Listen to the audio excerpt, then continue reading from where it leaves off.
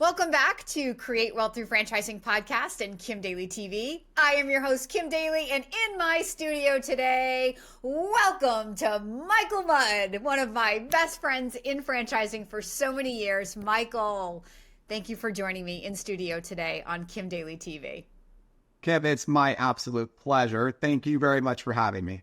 So Michael is known in the industry as introducing brands like welcome to Menchie's, welcome to Relax the Back. Remember when you were with that brand, Michael? That's when you were sending me candidates on fax machines, Kim. We've been together a long time. So I have brought my great friend Michael in studio. He's the CEO of Brand One. He's going to set up what Brand One is, but today's conversation is going to center around the importance of who, not what, when investing in a franchise. This is a message that Kim Daly talks about all the time. Well, I thought who better to really help emphasize the differences in franchisors than somebody who has built a whole consulting company to help bring good, solid franchisors to market. So that's where our conversation is going. But let's back up and let's have you introduce yourself and talk a little bit about what Brand One is and does in the franchising industry. Well, yeah, it would be my pleasure, Kim. So again, Michael Mudd, and I've been in franchising for 20 years. Actually never thought of franchising when I was young. I was actually going to be a pilot and went to school in aviation, but I met my wife, who was a franchise executive, and I fell madly in love with her and then quickly discovered franchising. So I pursued franchising with way back when Relax the Back. I spent 4 years there, cut my teeth in franchising, and then got into Menchie's for 8 years. And then now I've been leading Brand One for the last 8 years and helping them really grow with amazing franchisors. So what Brand One does, we're a professional franchise recruitment firm. We help brands find amazing franchisees. And this topic is so interesting, Kim, because people oftentimes don't think that brands are built by people. And if you think about it, my role is to go find exceptional people to come into a brand and harness the collective power of their experiences and really building a brand forward. And you're going to have the franchisor with amazing people. My role is to go get amazing franchisees and then bring those two parties together. So fit is very important. So we're out there establishing what is the ideal candidate profile for a brand. What is it going to take to win? What types of outlook, what types of culture, what types of capital.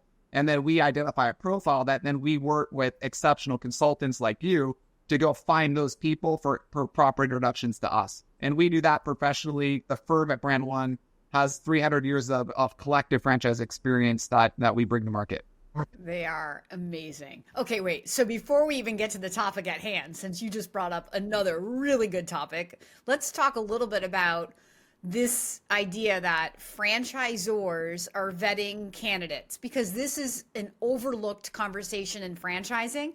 Many times I think candidates feel like it's my business to buy and I can come in any way that I want. But when you get inside, and especially if you're working with Kim Daly, I'm going to correct your thinking on that a little bit. But Michael, so when you say that you're a professional recruiter, I love this. So tell us a little bit more about how you're vetting candidates for franchisors. Yeah, I mean, this is so candidates a lot of times come to processes with some entitlement, and they get surprised when they hear about other candidates in our process. But a good franchisor is going to go and talk to as many people as they can. They're going to get as many people to look at a single market, and they're going to start looking at their options, and they're going to make sure they're bringing the right people into their system.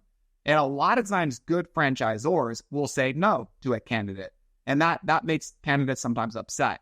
So what I want to do is have transparent and honest exchange of information. Okay, candidates are obviously looking what's in the best interest for themselves, but franchisors are also looking for exceptional candidates. And oftentimes they have more than one person that they're talking about at any time. Ideally, that's what they do. Okay, if they're good, that's what they're going to do. They're going to go and build interest in one market. They're going to say, let's go get Detroit. And they're going to call all the consultants who can get access to Detroit, and they're going to flood their pipeline with Detroit candidates. And then they're going to start talking to those candidates, and they're going to find out how are they following systems. They're going to watch their behaviors. They're going to ask them the right questions. They're going to make sure that candidate has the right mindset to win. right? And at that point, they're going to award the territory to the right person. So that's how it's really done, Ken. Developers that are good. Okay, there's not everybody is doing it the same way, Kim. That's why they work with consultants. So hopefully you're getting that with the right people. But developers that are good and brands that are responsible are going to look for exceptional people. So that's the one thing I would say is that really come into the process to learn, but also come into the process to impress, because it should be just like an interviewing process. The franchisor is looking for good people, and the candidate is looking for an exceptional brand that is going to give them the definition that they have for winning. Okay. So two questions. First one, so what are the things that set a candidate apart? You mentioned some of them, like following the process, but go back, reiterate them again. Like, what is a franchisor looking for? If you're competing with other candidates, how do I make myself like stand out? Okay, so this is somewhat different by brand. So I'm not going to say every brand is the same. In fact, what it takes to be successful in brands is somewhat different.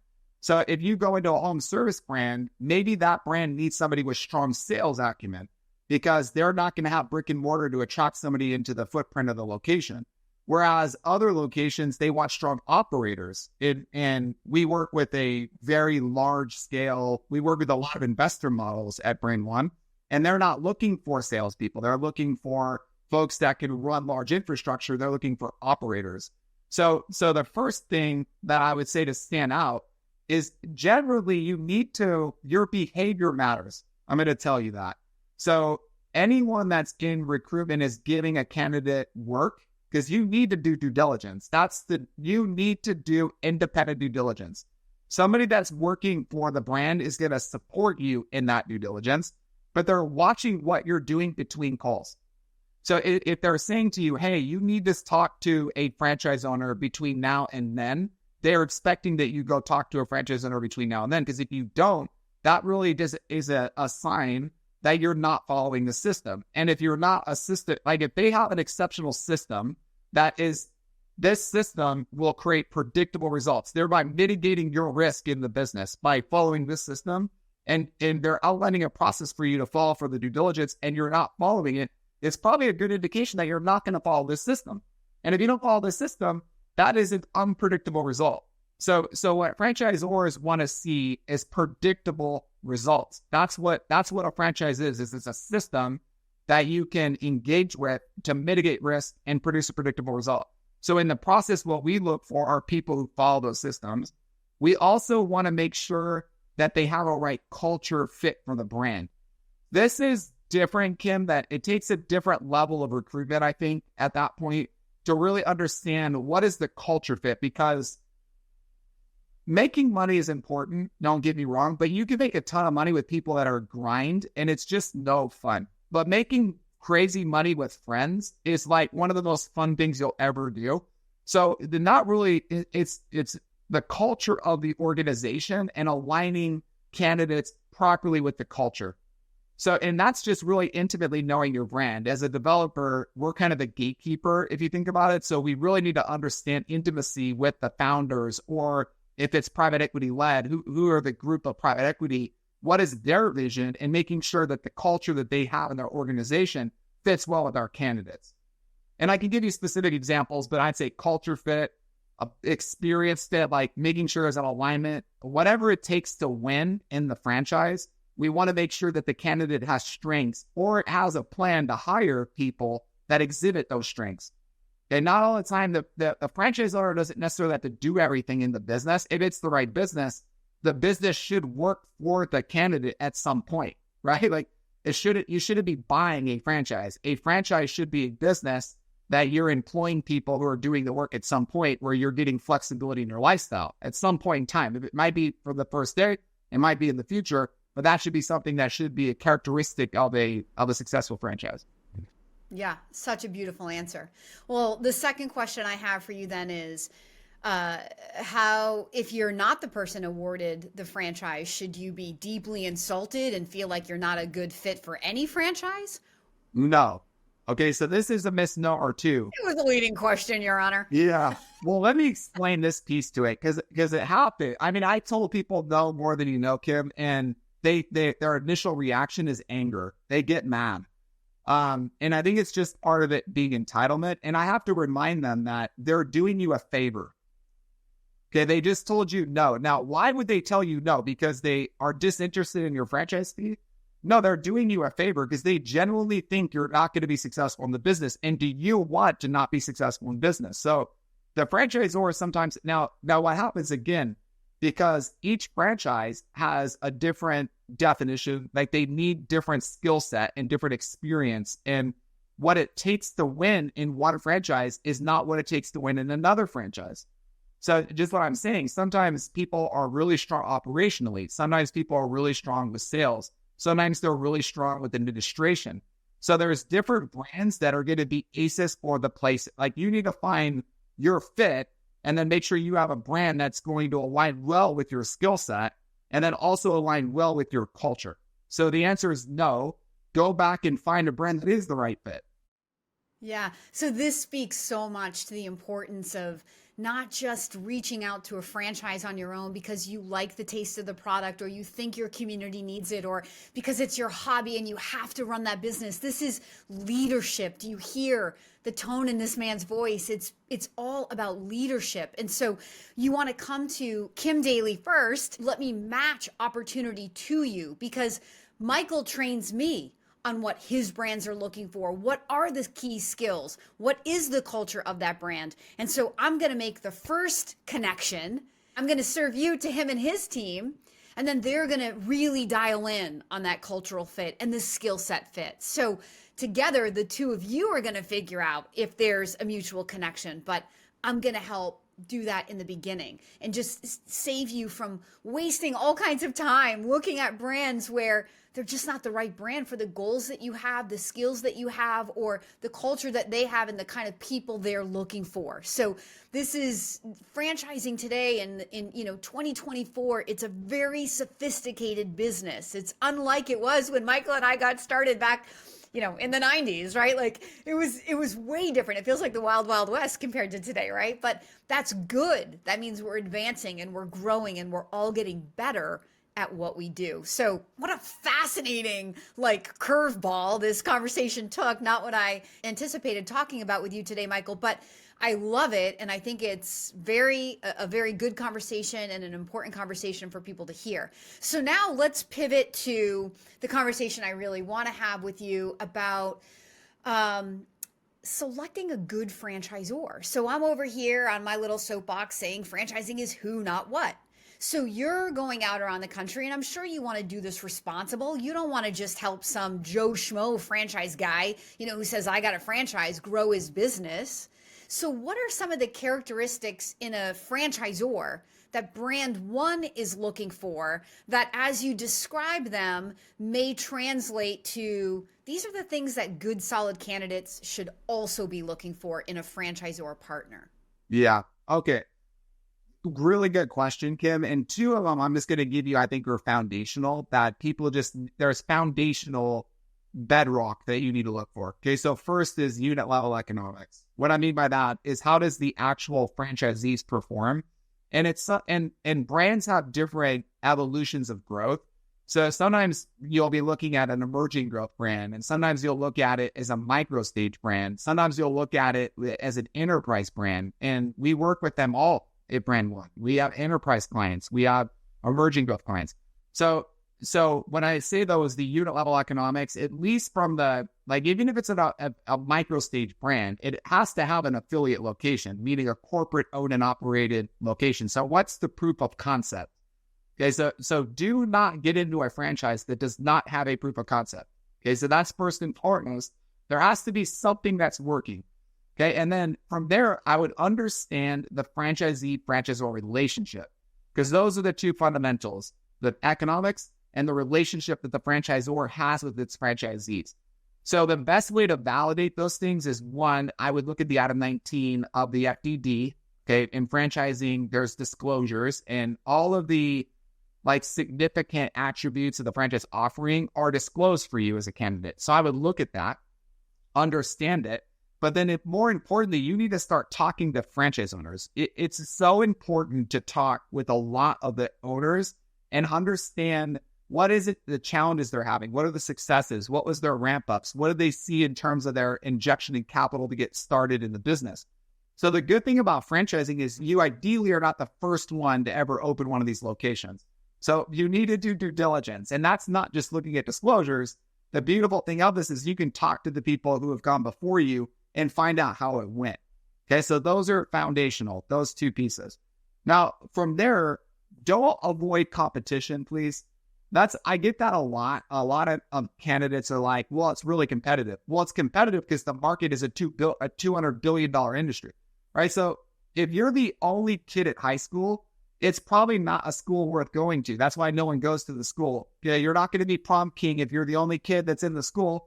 So you need to have some confidence in yourself. And what I would say, Kim, you did this brilliantly. This is why I like when people go to consultants, is you need to do a moral inventory. You need to look at yourself and have an honest conversation about where you want to be in 5 years. What are you good at? Like, how much time do you have? Because a lot of times people look at a franchise like it's a stock. Like it's a passive investment that they're like, okay, so I'm going to look at the FTD and I'm going to put my money in and this is how much I'm going to get out. And it's like they're investing without understanding that they're investing in themselves. You have to think of it that way. It's like, okay, I'm Michael Mudd. I know what Michael Mudd's good at. I know my skill set. I know what I want in my 5 years. So when I look at brands, I'm going to find brands that align well with me and what I can do for the brand. So don't think of it as always the brand's going to give you a return. It's how are you going to monetize your skill set within the structure of that brand to produce phenomenal outcomes. Okay, so culture alignment, you want really good fit there. You also want to see a franchisor with a good plan. So how are they going to grow and how are they capitalizing that growth? Because a lot of times if they're not getting 100, Kim, they're probably running out of money somewhere. So are they capitalized to grow? And that's where sometimes candidates aren't looking at that. Brand one does though. So we're scrubbing that out. So we want to know that they've got a right plan, that they have the right capital, they have good unit level economics. We also want to understand that the franchisor relationships are strong. And then we also want to understand the culture of the company and make sure we can establish like, trust, and respect.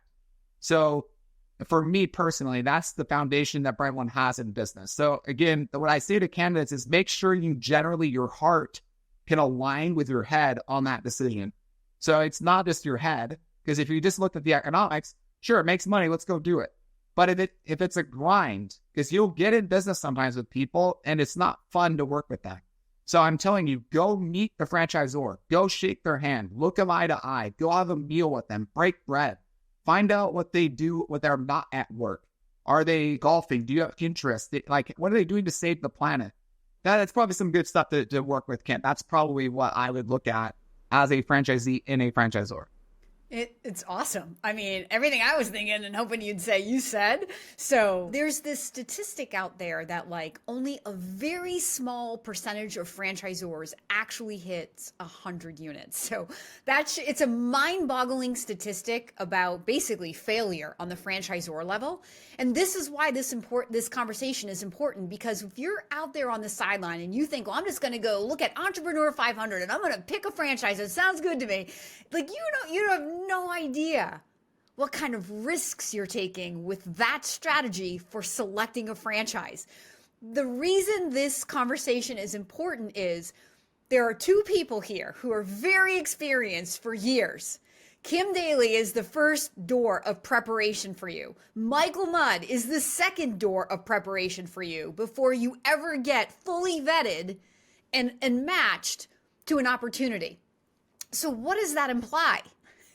That matching yourself to an opportunity is not as simple as going to the Entrepreneur 500 or Googling, spa businesses and picking one, because they're not all created equal, not even close. The failure rate at the franchisor level is very high, because I would say that if a franchise isn't at least at 100 units within a couple of years, they are failing. Why do you want to put your money in a business that isn't on the way to becoming a national brand? 100 units is not a national brand for most companies, right? I guess it depends how large of a territory they're awarding, but typically it's about 500 locations that's when the world is waking up and going, ooh, what is this? I'm seeing it everywhere.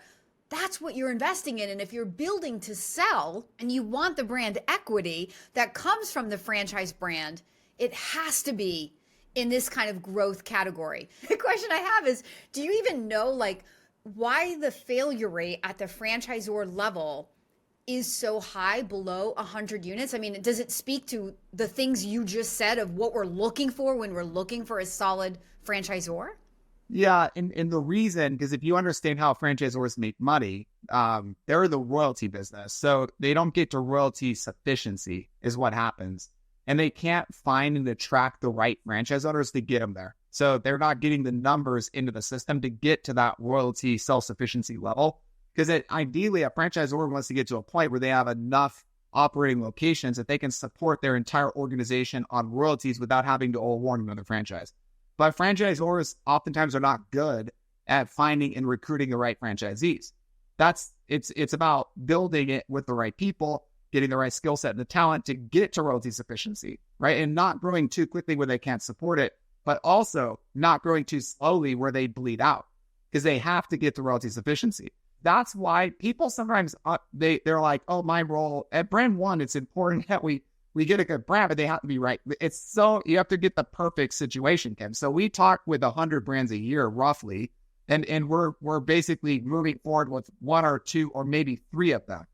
So if you think about like the success rate might be 3%, that's about what we accept is 3%. So we're only looking for these like gems out there, because it takes a really good brand with the right plan. They have to be fully differentiated in the marketplace where they have a growth strategy that's going to win.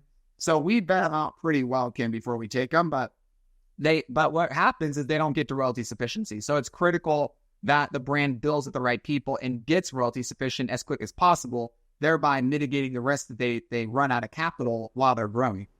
So I have one tangential question that sort of comes back to the comment you just made about franchisors are not vetting carefully and attracting the right franchisees. So let's say that I've been vetted by Kim Daly. I've been vetted by Michael Mudd and awarded the opportunity in a brand one company. And I'm inside this franchise, but I'm really struggling because I feel like I was owed something from my franchisor that I'm not getting. This is probably a whole nother hour-long show, really. But this term owed, you used entitlement earlier. And so, I'm launching a whole new company called the Z Suite. Everybody around me knows this. It's the hype of the love of my life right now. And kind of like taking the conversation from what I call ownership, OWED, to ownership, to where you invest in a franchise, but you don't wait for the franchisor to do for you what was never theirs to do. So I'm curious, inside the franchise, what do you think are the things that franchisees genuinely are owed, and what are they not owed that many of them think they're owed? All right. So if you really want to see the legal definition of what a franchisee is owed, you're going to want to look at item 11 in the franchise disclosure document. So that's actually the legal description. So as a franchise candidate, look at item 11, because that's going to give you. The reality is the franchisor is going to provide a proven system that hopefully has been time tested. It's been replicated. So they have a proof of concept, and then they're going to reproduce that concept. And they're going to do it multiple times. So you want to get in a brand, depending on where your risk tolerance is. If you're an early adopter and want to get in at like the first franchisee, there's value to that. There really is, because you're sitting at the table with the founder and you're going to be part of building that company. And there's a lot of people that get excited about that, Kim, but there's a lot of people that are petrified by that. So way too much. Yeah, right? So maybe you wait till you're the 5th franchisee or the 10th franchisee or wherever it is comfortable, you could be that guy. But what you should be having is a proof of concept that you can do the due diligence with and come into the system. So what the franchisee is owed is materially defined in item 11 of the FTD. Now, the reality of it is the franchisor is going to provide a business model and an operational system. What the franchisee needs to do is apply that and they need to engage and do it themselves with the operational system that the franchisor provides. So the franchisor is typically going to provide some level of training. They're typically going to provide some level of tech stack. They're typically going to buy, this is unspoken about a lot of times, they're going to provide a franchise family of other franchisees. There's a peer group that is very important to tap into. In my opinion, sometimes the franchisees that are your fellow owners are going to provide as much or more support even than the franchisor will provide. So I would tap into those resources, but the franchisor is going to give you a system. They are not going to wake you up at 8 a.m. to go run your business. And they're not going to go hire, because if they hire your employees, they're going to be violating joint employer issues. So what they're providing is a framework and an operational system and a training program to allow you to be successful in your own business. But you are own it, you operate it, you make the decisions. You're the one who is responsible for making the business successful with their operational system.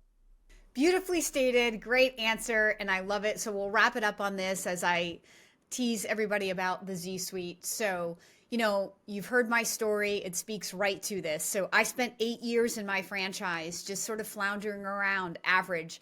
But the reality is I was waiting for my franchisor to do for me what really was only mine to do for me. I just didn't know any better. And then I woke up in my 9th year of business asking myself a better question. It was a rhetorical question. What would happen if? And I decided I was going to answer that question by seeing what would happen. I put my head down, I dialed in, and I stayed committed for 1 solid year. And what happened was I made history, not just for my industry, because that was a byproduct of, I didn't know that that's what I was doing. I made history for myself and for my family. So I ended up building the largest franchise consulting business that had ever been built at that time. I had made over 350% more revenue. So my franchise process has stayed the same for 22 years. The leaders have stayed the same for 22 years. We were still in a recession. This was 2011. So nothing outside of Kim Daly changed. And yet everything changed. And the first year I did it, I'm what I know now, I was unconsciously competent. I didn't even know that what I was doing was going to create this result. But I had a belief and I had focus and I did it. And so it was really now in my 10th year of business, when I had to replicate what I just did, because I didn't want to be a one-hit wonder, that I had to start to think, what had I actually done? Well, I have spent the last 13 years thinking about that. And that's the system that I'm delivering to you all in the Z Suite, because I want to take you from 8 years of ownership to 1 year later, becoming a legend, maybe in your franchise, but who cares? For yourself. Because when you said yes to owning a business, you were trying to get control. People say to me, Kim, you're so passionate about what you do. You know why I'm passionate? Because I'm fully in control. I own every single part of my business. I know exactly where the gas is. If I want a result, I know exactly how I have to show up and what I have to do. And that's what I'm going to be offering to you in the Z Suite. I can't wait. It's coming soon. So that's my teaser. Michael, this has been an amazing conversation. I could talk to you forever because I just love you so much. You're so smart. Every time this man gets in front of me on stage, I'm leaning in, I'm learning from him. He is a wealth of information. These are the caliber of people that are available to you in franchising, but you can't go it alone. You have to want our help. My services are free. There's no reason to want to go it alone when you know that I can help you. So if you're sitting on the sideline and you're inspired and you want to meet Kim Daly, I want to be your franchise consultant and your daily coach. Please follow the link in the description below and I will reach out to you right away. Michael, thank you so much again for being my special guest today on Create Wealth Through Franchising and Kim Daly TV. Thank you for having me, Kim. I appreciate you. You are amazing. And until next time, please don't forget that my name is Kim Daly and I want to be your daily coach.